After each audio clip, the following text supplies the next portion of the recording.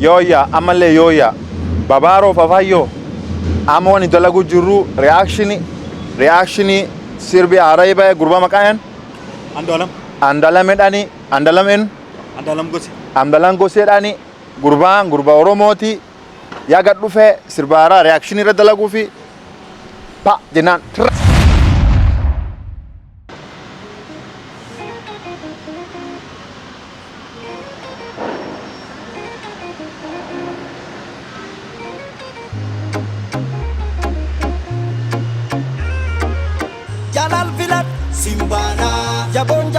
Gurba maal seete gurbaa kun bakki amma maal irra jaalladhe uffannaa waan jarri filatte ammallee afrobeat filatte afrobeat filatte waan sun dansa ammallee backgroundin isaa haalli viidiyoo ittiin godhan waan dansa sirba afaan Oromoo keessatti sirba afaan Oromoo hedduu guddiseedee yaada especially mucaan kun haalli Andalam goseette Andalam gosa mee cuqaas irratti Kadagena tu nagena jalal sibat simbana jabon barentu borana arkol gabat wolfana kadagena tu nagena amena balesu kamna jabana waan deme bakka sani maal amena amenya balesu kamna jibinsi zamana gamana jedh bakki sun amma garte dubbii keessa fagoo beek mee cuqaas itaan bukif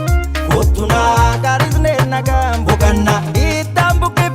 kotuna karisne nagam bukanna itaan bukisne qarifne nagam bukanna maa jechuun nagam bukanna jechuun maa jedhu gurbaa hin obbaafne jechuun bukannaan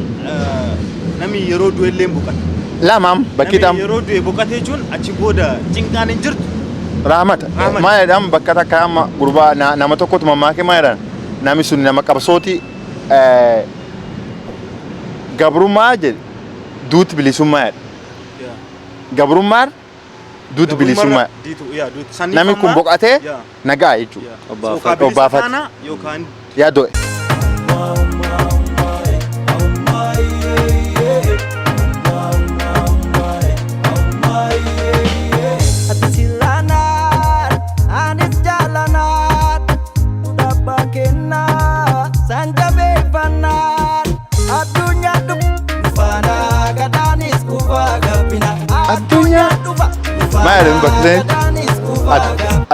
addunyaan cufti nufaana jedhu gadaan ammoo qufaa gabbinaa jedhu beela jira haa ta'u immoo maali waan himu gurbaa waan gurbaa jedhe bar sirbi kun keessatti agartee cimaa waa hedduu baasee bakki isaan hin laal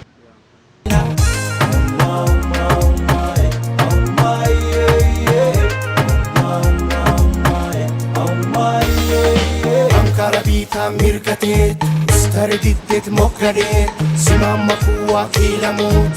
jezayni maal mirga bitaada errun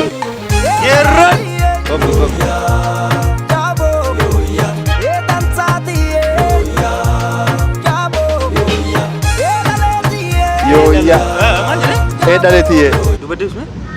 edaletiye yoya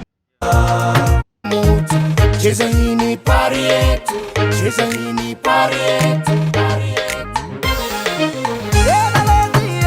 edaletiye yoya wallahi mad yoya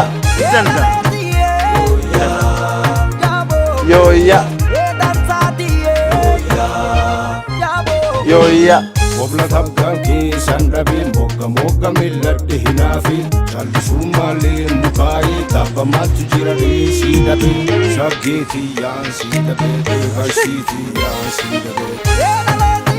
Yoya Jabo Yoya Etan sadiye Yoya Jabo Yoya Edaletiye Yoya Jabo Yoya waan na dhaabatu maal jedha yoya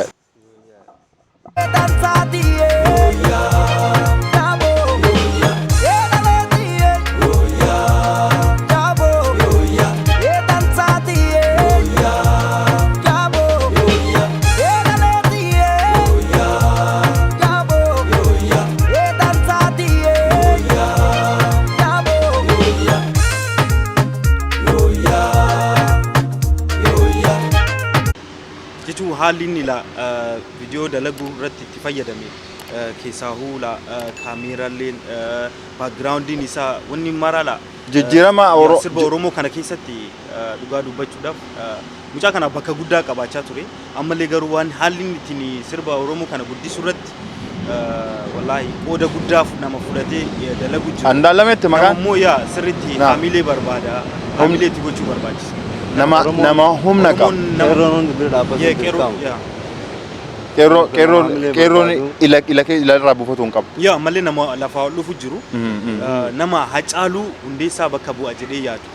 Saawwan nama aartii Oromoo kana aartii Oromoo guddisuu irratti jechuudha. Hacaaluu dhabnee jira garuu nama akkanaa malee deebinee dhabuu hin qabnu jedhee yaadaan.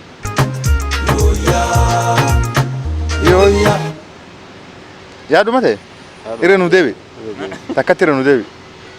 maa kolfi gurba.